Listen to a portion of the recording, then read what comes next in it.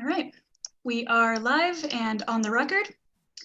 Hear ye, hear ye, hear ye. All persons having anything to do before the Honorable, the Justices of the Massachusetts Appeals Court, now sitting at diverse locations within and for the Commonwealth, draw near and give your attention, and you shall be heard. God save the Commonwealth of Massachusetts. Court is open.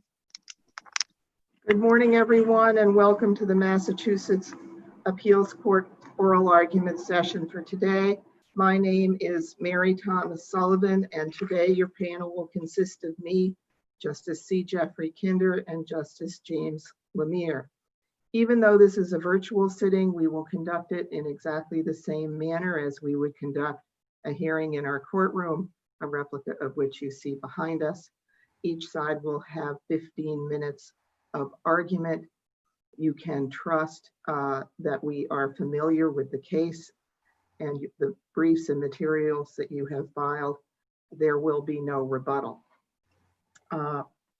With that, we have only one case today, and that case is 19P 1032, Beatrice versus Lombardi. And counsel, you may begin. Good morning, Your Honors. My name is Alan Aaron. I represent the plaintiff appellant ROCCO Beatrice. In several places in the lower court judge's decision, he discussed the fact that the appellant had several opportunities to settle the case, but chose not to do so. In his decision, he appears to be punishing the appellant as a result of his failure to settle after being given opportunities to do so. There is one big problem. There is not one single iota of evidence presented at the trial which even mentions settlement. It was not raised in plaintiff's case and was not raised in defendant's case. Even if the subject had been raised, it would have been subject to objections. After the conclusion of the trial testimony, the judge asked counsel to submit a proposed judgment with supporting argument.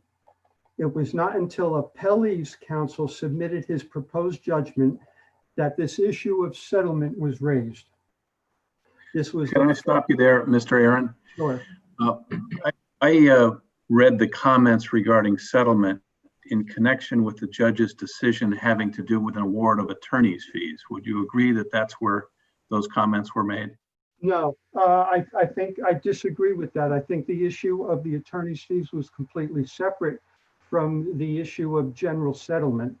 But my question is was it in connection in his written decision? Was it in connection with his award of attorney's fees that he referenced settlement opportunities? It was under his category. It says further findings as to attorney's fees. Yes. Well, here's my question. By that, as I understand it, the issue of Mr. Beatrice's mother's status as a beneficiary had been an issue raised in summary judgment and resolved in summary judgment. Then it had been the subject of a motion for reconsideration. Then it was the subject of some discussion at a pretrial conference. And my question is, why isn't it reasonable for the judge to have considered the fact that that issue had been raised and rejected at least twice before it was raised further at trial in connection with the attorney's fees award? Because I feel that and that is obviously my next argument and part of my brief, that the issue of the decision on the motion for summary judgment was incorrect because the judge found facts as opposed to taking everything I'm talking about the lower court judge. I'm sorry, the judge that heard the summary judgment argument failed to consider the facts in a light most favorable to my client. And she just found facts to begin with. So I just think it appears from the case law that I found and from the rules of evidence that any issue regarding any potential settlement has no bearing and should have no place in a trial. Can I ask you a follow-up question regarding your summary judgment argument? Sure.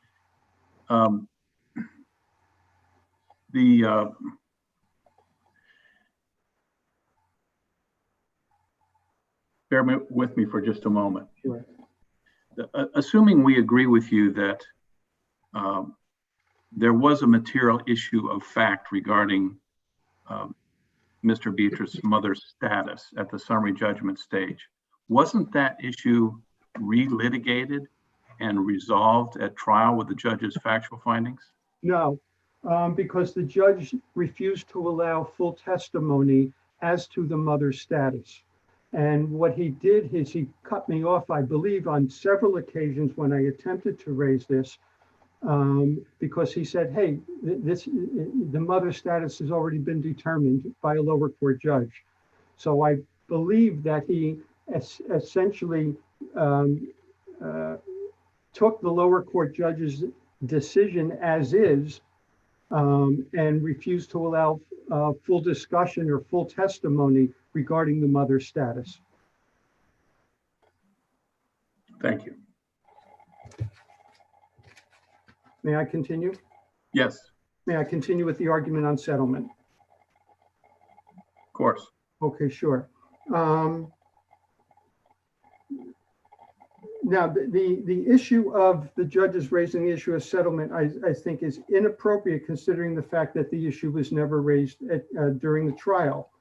And I have cited at least, I believe, 6 cases in my brief that evidence of settlement discussions has no place in the trial or the judge's decision. And I think there is one case specifically on that's really right on point, and I'm trying to get to that. And that was the federal decision in which a trial judge essentially punished plaintiff's counsel for failing to settle during the course of trial, and that decision was overturned by the federal appeals court. It is in my brief.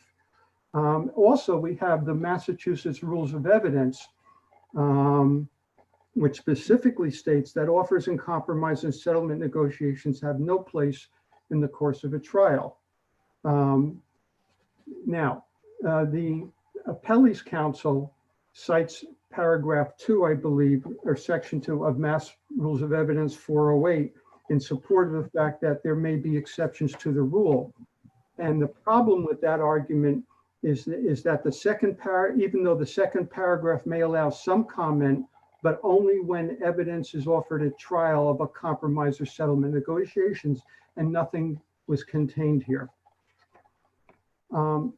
Relative to the issue of summary judgment, that should not have been allowed in the first place. Taken in a light most favorable to my client as required, there was more than enough evidence of genuine issues of material fact. And that evidence included the fact that, number one, the trustee, defendant trustee, signed a certificate under the pains and penalties of perjury, which was notarized and recorded. That certificate stated that Mother Beatrice had been removed as a beneficiary of the trust.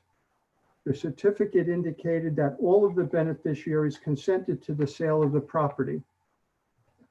The appellant trustee, Mr. Lombardi, knew that the sale of the property could not have taken place unless either the mother was removed as a beneficiary, or if she was still a beneficiary, she would have had to have signed the deed, which she did not. The judge during the course of trial took into account the fact that another judge had allowed the motion for partial summary judgment. He refused to allow full testimony on this issue. And I have cited numerous cases in my brief to support the position that the motion should not have been allowed. In order to defeat a motion for summary judgment, the opposing party— Mr. Aaron. Yes. This is Judge Lemire. Are you suggesting that the trial judge inappropriately considered that another judge had found summary judgment on that issue? Well, he didn't allow full testimony as to the mother's status because his position was, and I believe it's in the transcript, his position was that, hey, another judge already determined the mother's status. I'm not going to change that. Well, are you suggesting that's incorrect? Yes.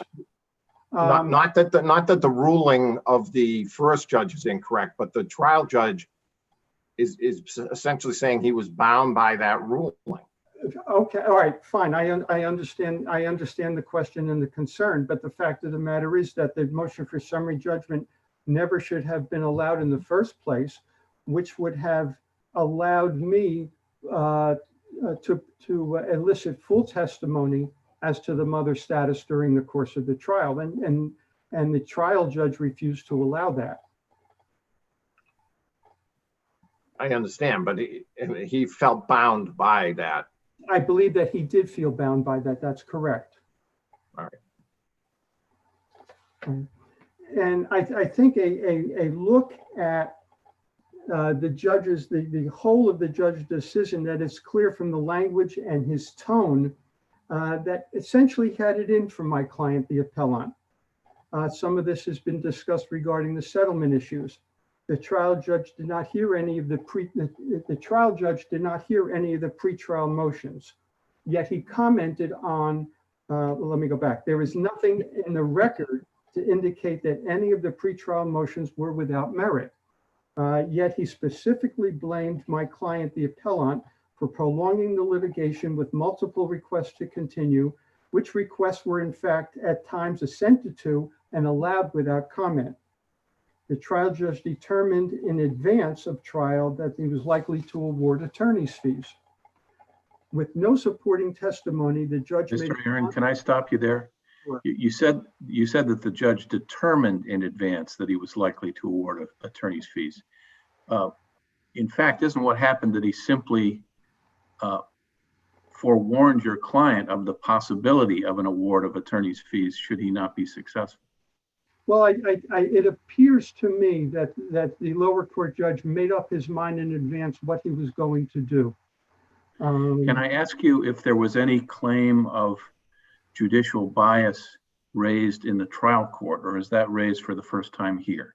It's raised. Well, I didn't pick up on it until a full reading of the decision, and at that point in time, I felt that a motion to alter or amend judgment or for new trial probably would have been a waste of time and money. So I chose to address that on appeal. But I didn't pick up I think the bias was more evident by his written decision than by his actions during the course of the trial. It struck me that much of the content of the judge's written findings were based on credibility determinations that he made during the course of the trial. Don't we need to defer to the judge on those credibility determinations? Well, to some extent, yes, but there is a certain tone to his decision, and the fact that he made findings without any supporting testimony. For instance, he found that my client drafted an invalid certificate. There was no evidence that the certificate was invalid. In fact, it was signed under the pains and penalties of perjury by the appellant. He made a finding that the appellant, my client, was likely to get involved in the trust or with mother's finances. There's no evidence to support that. He made a finding that the appellant prolonged the litigation with multiple requests to continue, but there was no finding and there's no supporting evidence for that. All of the motions were assented to or allowed, and they were allowed without comment. So there's nothing in the record to indicate that, in fact, my client in any way prolonged this litigation. He also found, without any supporting testimony, that my client was diminishing the funds of the mother that were supported and were supposed to be for his benefit. So there is, I think, a general tone in his decision, which obviously I didn't pick up during the course of the trial, that he was going to really punish my client, and without any supporting evidence. So that's the extent of my argument. I would welcome any further questions if any of the judges have any. I do not. Okay, thank you then. I'll rest on my argument. Thank you very much. Counsel? You have to. You're muted. Oh, am I unmuted now? Yes. Yeah. Yes, and why don't you There we wait for the clock? Thank you. There you go. Good morning, Your Honors. Michelle Malvena for the trustee John W. Lombardi, trustee of the Avellino Ultra Trust, and the beneficiary of the trust, Nereus Smith. May it please the court, we are here today simply because this case is about control and money. It is about Mr. Beatrice's loss of control over the trust administration starting June of 2015. Prior to that, he had, in fact, advised and directed the trustee. But in June of 2015, when the real estate was sold, and to that effect, Mr. Beatrice negotiated and prepared the purchase and sale agreement for that sale, it became evident to the trustee that he could no longer rely on Mr. Beatrice's advice, and he retained counsel. At that point, he also refused to pay Mr. Beatrice's management fee, quote unquote, management fee of $22,500 for his role in the sale of real estate. Thereafter, a few months later, Mr. Beatrice then filed his complaint. Really, we are before you because this is yet another attempt by the appellant to prolong the obvious. He is prolonging again or delaying the conclusion of this matter and forestalling the judgment in which he is to pay, I believe, approximately $171,000 to the trust. But looking at the sufficiency of the evidence, Mr. Beatrice has provided no evidence which purports to be a document signed by Maria Nina Beatrice, the grantor of the trust, in 2006 that was witnessed by two witnesses and delivered to the trustee pursuant to the terms of the trust. That is not only on the record, that is in Mr. Beatrice's affidavit at the partial summary judgment hearing. He cannot produce that document. He relies instead on a trustee certificate and an affidavit, the affidavit signed by Maria Nina Beatrice, both of which he either prepared or had prepared on behalf of the trustee and on behalf of the grantor, Maria Nina Beatrice. Those two documents, the trustee certificate and the affidavit, do not comport with the terms of the trust. Not only are they signed almost 10 years later, but Mr. Beatrice prepared the affidavit himself. He then instructed the trustee and Maria Nina Beatrice to sign those documents under the auspices that they were required for the sale of real estate to go through. Neither one really had an opportunity to review that document, ask questions about that document. They both just signed it because they relied on Mr. Beatrice in the past, and they relied on him at that point in time. Ms. Malvena, can I ask you a question about one of the judge's findings? Yes, Your Honor. As you know, the judge found that Mr. Beatrice's actions had violated the no contest clause of the trust, such that he forfeited all rights as a beneficiary. As I look at the complaint, I see it challenging the actions of the trustee and Mr. Beatrice's sister. I do not read it to challenge the trust terms themselves. Can you answer that question for me? Yes, Your Honor. In Mr. Beatrice's complaint, I think it's number 24, paragraph 24, he does actually indicate that the purpose of the trust is for his mother, Maria Nina. But then later, as the litigation progressed, he insisted that she was not a beneficiary of the trust, despite the fact that he could produce no evidence to that effect.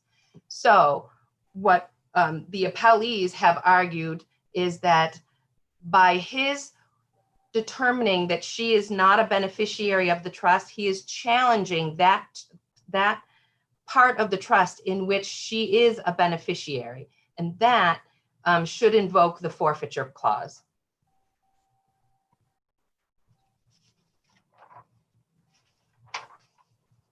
Anything further on that point, Your Honor? No, thank you. Thank you. Addressing some of the other issues that are in the briefs regarding the award for, regarding the appellant's argument that the motion for partial summary judgment should not have been allowed. The award of partial summary judgment was in fact proper in this case. Here again, the appellant offered no admissible evidence purporting Mrs. Beatrice removed herself as a beneficiary in 2006 and that complied with the terms of the trust. The only powers of revocation provided in the terms of the trust exist in Article 2, paragraph M, entitled Special Limited Powers of Appointment and Renunciations, and Article 5, paragraph B, Waivers of Rights of a Beneficiary. In both of these instances, the power of revocation requires a writing signed by the beneficiary and witnessed by two witnesses and delivered to the trustee. Failure to comply with the terms of this, failure to comply with the terms of the trust would invalidate any other document or stated intent on the part of the beneficiary, including the trustee certificate and affidavit of Mrs. Beatrice relied on by the appellant. The appellees rely on the Traeger and Phelps cases, which are in the briefs, which state, and I quote, "A valid trust once created cannot be revoked or altered except by exercise of a reserved power to do so, which must be exercised in strict conformity of its terms." In his affidavit, Mr. Beatrice alleges that the trustee and the Framingham Cooperative Bank had originals of this alleged revocation. Both of these assertions were proven false by the defendant's affidavit and the response of the Framingham Cooperative Bank to a subpoena in which no such document was found. Ultimately, Mr. Beatrice's affidavit failed to provide any specific facts that would be admissible evidence of a properly executed revocation of Mrs. Beatrice's beneficial interest in compliance with the terms of the trust. Therefore, the partial summary judgment order is correct and should stand. In addition, as Your Honor pointed out, this issue again was addressed at trial. So we had the trustee testify, we had Aneria Smith testify, we had a trust expert, attorney Lisa Neely, testify, and we had the attorney to the trust at the time, Diane Gold, testify. Now, attorney Neely and attorney Gold stated that their reading of this trust is that Maria Nina remains to be a beneficiary of this trust. And until such evidence can be provided that she actually signed a document in 2006 complying with the terms of the trust, then she remains a beneficiary of this trust. So, Ms. Mulvaney, do you wish to comment on Mr. Aaron's argument that the judge's comments and his language suggested a judicial bias? oh, yes, I do, Your Honor. I have something prepared for that. Regarding the notion of judicial bias, at no time during 2 days of trial did the appellant raise the issue of judicial bias. The appellant relies on 3 cases to support his position: Commonwealth versus Mills, Commonwealth versus Sneed, and the Lightkey case. I hope I'm pronouncing that right. All of which are in the appellant's appendix. All 3 cases note excessive behavior by the judge, in which the judge interjected his personal feelings and opinions in the case, and in some instances admonished a witness and acted in a more prosecutorial role than a judicial role. However, there is nothing in the record here that indicates that our judge showed such excessive behavior. And the fact that Mr. Aaron just pointed out a few moments ago that he didn't even realize it at trial leads me to believe that he did not think the judge's actions or words or behaviors at trial were personal or opinionated or in any way prejudicial to his client. The appellant would have the trial judge ignore the docket pleadings and the findings of the previous judge if he's to avoid a charge of bias. Further, there is no evidence in the record to show that the trial judge showed antagonism towards the plaintiff, nor evidence of any favoritism towards the defendants in the matter. In fact, the Lightke case states, judicial rulings alone almost never constitute valid basis for a bias or partiality recusal motion. And further, quoting, opinions formed by the judge on the basis of facts introduced or events occurring during current or prior proceedings are not grounds for recusal motion. In this case, the trial judge's comments throughout the proceeding showed his awareness of what actions and findings had preceded the trial and that he understood the issues at trial. He properly took them into consideration without bias. Nowhere in the trial record. I understand your response on that question and I appreciate it. I was curious about a procedural matter. Why was there so much evidence taken during the course of the trial on an issue that had already been resolved in summary judgment? Very good question, Your Honor. And I think it's because we wanted to make sure that we hammered home the point that Maria Nina Beatrice did in fact remain a beneficiary of the trust. Quite honestly, we did anticipate that there would be an appeal in this matter. And we tried to sort of shore that position up by bringing in Attorney Lisa Neely as our expert. And the judge allowed all of that testimony despite the fact that it already had been ruled upon? He did, Your Honor, yes. Can I ask you a question about the attorney's fees? Yes, please. The judge found that the suit was frivolous pursuant to Chapter 231, Section 6F. As I read that statute, typically findings are made after a separate hearing with respect to whether or not the proceeding was brought in bad faith and was frivolous in nature.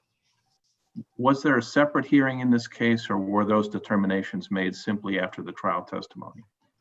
There was no hearing on the issue of attorney's fees. We were asked to submit our motions, and I believe that the record reflected that we had asked if we were going to be heard on those, and I believe the judge indicated no, he would just take the motions. So there was no, we did all submit motions, but there was no hearing on that issue. And was there a request for a finding that the lawsuit was frivolous in nature under 231 6F, or was that the judge's sua sponte decision? I don't recall the judge asking for findings regarding the frivolous nature of it. I will say that I believe, I didn't review it with any detail, but I believe Attorney Mahaney, who was at the time the attorney for the trustee, in his motion for attorney's fees, I believe did indicate the nature of the frivolous nature of the matter. Thank you. Are there any other questions on that issue? I just have one more point, and that is pursuant to Rule 25, the Massachusetts Rules of Appellate Procedure and Massachusetts General Law, Chapter 211A, Section 15, the appellees do request that this court award them double costs and damages in the amount of their appellate's attorney's fees resulting from this frivolous appeal. Appellant's appeal raises no support for his arguments. The appellant has pursued this appeal for no other reason, as I mentioned earlier, than to delay the resolution of this case and waste trust assets on legal costs. This is precisely what Rule 25 and General Law, Chapter 211A, Section 15 were designed to prevent. For those foregoing reasons, Your Honors, the judgment of the trial court should be affirmed. Are there any other questions I can answer? I have none. I have none. Thank you, Your Honors, and I rest on my brief. Thank you. We are then concluded for the day. Thank you very much. And thank you to our clerk's office, our IT staff, and all who have made this sitting